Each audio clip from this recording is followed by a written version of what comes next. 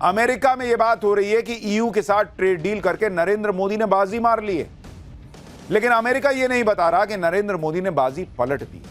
America अब यह narrative बनाने में जुटा है कि ट्रंप की वजह से भारत और ईयू की ट्रेड डील हो गई। हमने कहा था कि तुम जो है यूरोपीय यूनियन के दोस्तों को लतिया दो।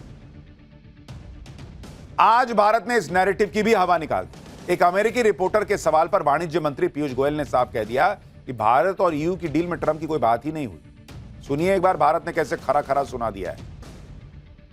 I was wondering, however, India and the European Union share the fact that both countries were really hit by tariffs, both the European Union and now India, to 50% from the Trump administration. So I wonder how much of a unifier beyond a win-win was the U.S. president? I don't think we even discussed this at any point of time. America अब एक तरह से खिसिया रहा है क्योंकि Trump की तो चीचा लेदर हो गई।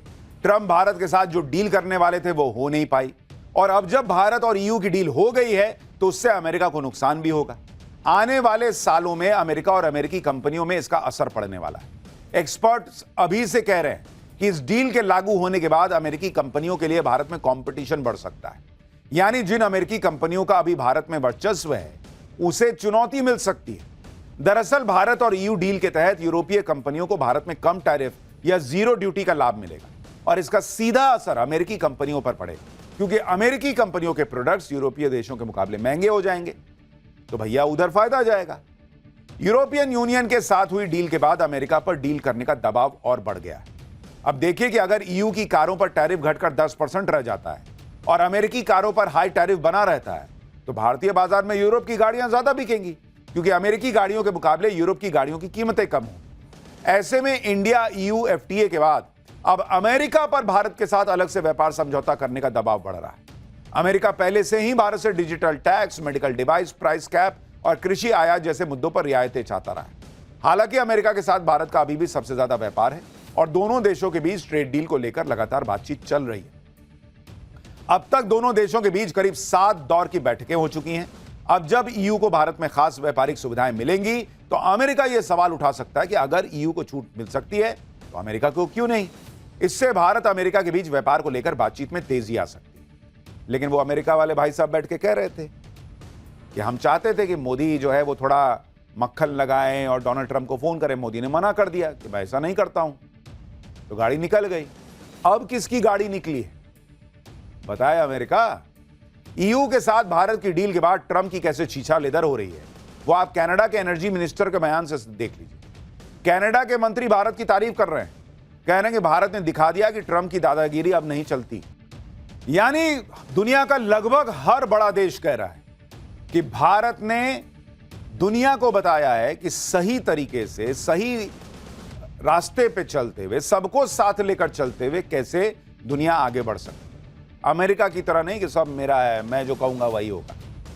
ट्रंप जिस देश को भी धमका रहे हैं, टैरिफ और ताकत दिखाकर डरा रहे हैं, वो सब भारत के पाले में आते जा रहे हैं। ईयू के साथ हुई डील तो अभी शुरुआत है, अभी कई डील पाइपलाइन में है। आप देखिए कि ईयू के बाद कनाडा भी भारत के करीब आ रहा है।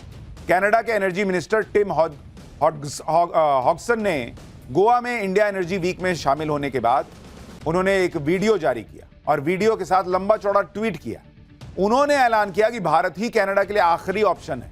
उन्होंने कहा कि अगर हमें एनर्जी सुपर पावर बनना है तो दुनिया के सबसे बड़े एनर्जी मार्केट में से एक भारत के साथ एनर्जी और न्यूक्लियर रिसोर्स का ट्रेड करना होगा। इंडिया एनर्जी वीक में कनाडा की पहली फेडरल मिनिस्ट्रियल मौजूदगी और 8 साल में पहली बार कनाडा भारत एनर्जी डायलॉग हुआ।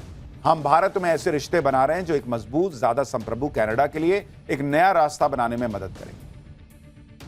सोचिए ये वही कनाडा है जो वो जस्टिन ट्रूडो के समय में भारत को आंखें दिखाने का प्रयास कर रहा था, खालिस्तानियों को पंप कर रहा था। आज की डेट में वो खालिस्तानी भी सन्नाटे में है और कनाडा भारत से सटना चाहता है। पीएम मोदी इस वक्त कोई मौका नहीं छोड़ना चाहते। कनाडा से सिर्फ बात ही नहीं हो रही, जल्दी ही डील भी हो सकती है। कनाडा के प्रधानमंत्री मार्क कार्नी मार्च के पहले हफ्ते में भारत आ सकते हैं। इस दौरान uranium, energy, minerals, artificial intelligence पर डील हो सकती है। इसके साथ ही भारत और कनाडा शिक्षा और संस्कृति पर अहम डील साइन करेंगे। कनाडा के प्रधानमंत्री के दौरे से पहले भारत के राष्ट्रीय सुरक्षा सलाहकार अजीत डोभाल के कनाडा जाने की भी चर्चा है। कनाडा में जब से मार्क कार्नी ने कमान संभाली है, भारत और कनाडा के बीच आपसी संबंधों में काफी सुधार हुआ है। दोनों देशों के बीच आर्थिक और दूसरे मसलों पर चर्चा हो रही, संबंधों को व्यापक बनाने का काम चल रहा है। इसके साथ ही भारत की आंतरिक सुरक्षा के लिए भी कनाडा से संबंध खास मायने रखते हैं। ऐसे में ये दोनों ही यात्राएं बहुत महत्वपूर्ण जा रही हैं। एक तो कार्नी का यहां आना और दूसरा अजीत डोभाल का वहां जाना। आप ये भी ध्यान रखिए कि कनाडा वो देश है जिसे ट्रंप ने एक तरह से अपना दुश्मन बना लिया। कनाडा वो देश है जिसने ट्रंप के डेली के बयानों का हिसाब एक बार में चुकता कर दिया। अब कनाडा ने भी ट्रंप को जवाब देने के लिए भारत की ताकत का सहारा लिया। भारत से बढ़ती नजदीकियों के बाद ट्रंप को कनाडा में ट्रोल भी किया जा रहा है।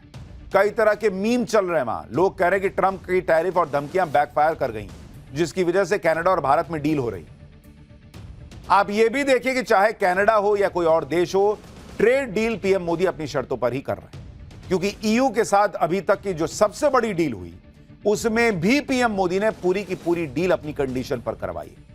वाणिज्य मंत्रालय के अधिकारियों का कहना है कि हम अपने डेयरी बाजार कभी नहीं खोलेंगे। भारत ने अपने कृषि क्षेत्र को बचाने के लिए मक्का, डेयरी प्रोडक्ट और दालों जैसे संवेदनशील उत्पादों का शुल्क जो है उसमें रियायत की सूची में उसे शामिल ही नहीं किया।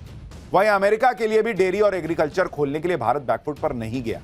ट्रंप की मांग थी कि मोदी फोन करें और डील हो जाए, लेकिन मोदी ने फोन नहीं किया। ईयू डील में कार इंडस्ट्री को लेकर भी ईयू के सामने नरेंद्र मोदी ने अपने टर्म्स पर डील की। यानी भारत अपनी शर्तों पर दुनिया के साथ आगे बढ़ रहा है। दुनिया की बड़ी बड़ी एजेंसियां भी यही कह रही हैं कि भारत ईयू की ट्रेड डील गेम चेंजर है। रेटिंग एजेंसी मूडीज ने कह दिया है कि भारत ईयू ट्रेड डील से भारत की मैन्युफैक्चरिंग ताकत बढ़ने जा रही है। इससे भारत को नया मार्केट एक्सेस मिलेगा, विदेशी निवेश बढ़ेगा। भारत ईयू ट्रेड डील को मूडीज ने बेहद पॉजिटिव माना है। यानी हर तरफ से इस ट्रेड डील की चर्चा हो रही है। यूरोप और कनाडा के बाद ब्राजील ने भी भारत के साथ व्यापार संबंधों को नई दिशा देने का फैसला किया है। पिछले दिनों पीएम मोदी और ब्राजील के राष्ट्रपति लूला डा सिल्वा के बीच फोन पर लंबी बात हुई। अब ब्राजील के राष्ट्रपति भारत आने वाले। ब्राजील के राष्ट्रपति लूला डा सिल्वा ने अपने भारत दौरे की पुष्टि कर दी। उन्होंने बताया कि वो फरवरी में नई दिल्ली में पीएम मोदी से मुलाकात करने जा रहे हैं। भारत के बाद ब्राजील के राष्ट्रपति अमेरिका के दौरे पर भी जाने वाले हैं। दुनिया में बदलते वर्ल्ड ऑर्डर के बीच पीएम मोदी ने कैसे गजब गेम सेट किया है वो आप समझिए। पहले ट्रंप कनाडा से भिड़े, उसके बाद ईयू से भिड़ गए। अब जब भारत ईयू के बाद कनाडा से डील करने वाला है तो अमेरिका को डबल झटका दिया गया है। और तो और हालत यह है कि अमेरिका को भी मालूम है कि वो भारत को इग्नोर नहीं कर सकता। भारत ने जैसे ही दूसरे देशों से व्यापार के लिए रास्ते खोले, वैसे ही अमेरिका भारत को पैक्स सिलिका में एंट्री देने के लिए आमंत्रित करने लगा। पैक्स सिलिका अमेरिका की अंतर्राष्ट्रीय पहल है, जिसके तहत एआई और सिलिकॉन चिप्स के लिए भरोसेमंद सप्लाई चेन विकसित करना मकसद है। खबर है कि अगले हफ्ते भारत के विदेश मंत्री एस जयशंकर पैक्स सिलिका में शामिल हो सकते हैं। इस दौरान अमेरिकी विदेश मंत्री मार्को रूबियो की तरफ से आयोजित महत्वपूर्ण खनिजों पर एक अहम बैठक भी होगी, जिसमें वो हिस्सा ले सकते हैं। नरेंद्र मोदी की डिप्लोमेसी का तोड़ अभी इनके पास भी नहीं। अमेरिका को इस तरह से जवाब दिया कि वो खुद भारत के आगे पीछे घूम रहा है। नरेंद्र मोदी की इस डिप्लोमेसी का एक और उदाहरण देखिए। अमेरिका के दोस्त हों या फिर अमेरिका के दुश्मन, दोनों को कैसे साध रखा है। मुस्लिम देश लगातार इजराइल का विरोध कर रहे हैं। इजराइल भी ईरान को धमका रहा है, लेकिन पीएम मोदी ने दोनों देशों को साध रखा है। इजराइल के पीएम नेतन्याहू ने पीएम मोदी को न्योता भेजा है। बताया जा रहा है कि पीएम मोदी फरवरी में इजराइल जाएंगे। इधर भारत ने यूएन में ईरान को भी खुला समर्थन दे रखा है। ईरान अमेरिका का दुश्मन है और इजराइल अमेरिका का दोस्त है, लेकिन नरेंद्र मोदी ने बता दिया कि ग्लोबल पॉलिटिक्स में सबसे बड़ी बात होती है अपने देश का हित।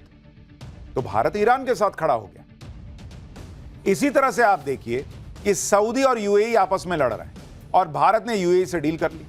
दूसरी तरफ भारत ने सऊदी अरब से अपनी पुरानी दोस्ती को भी जारी रखा है। यानी तुम लड़ रहे हो तो लड़ो, मेरे दोस्त तुम भी वाला हिसाब चल रहा है। पूरी दुनिया भारत के साथ खड़ी होती दिख रही है, क्योंकि दुनिया भारत की ताकत का लोहा मानती है। पूरी दुनिया कह रही है कि भारत दुनिया का पावर हाउस बन रहा है। यूएई के उद्योग मंत्री ने कहा है कि ग्लोबल एनर्जी का रिमोट अब भारत के हाथ में है। यानी भारत की इकोनॉमी को रॉकेट बने हुए या भारत की रॉकेट बनी हुई इकोनॉमी को और ज्यादा गति पकड़ने से शायद ही कोई रोक पाए। लेकिन एक बड़ा सवाल है कि जब भारत इतनी तेजी से आगे बढ़ रहा है, तो क्या इस तेजी से बढ़ते भारत में यूजीसी के काले नियम की जगह होनी चाहिए?